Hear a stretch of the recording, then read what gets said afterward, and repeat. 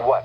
North winds up to 25 miles per hour with gusts up to 45 miles per hour expected following the passage of a cold front Sunday night.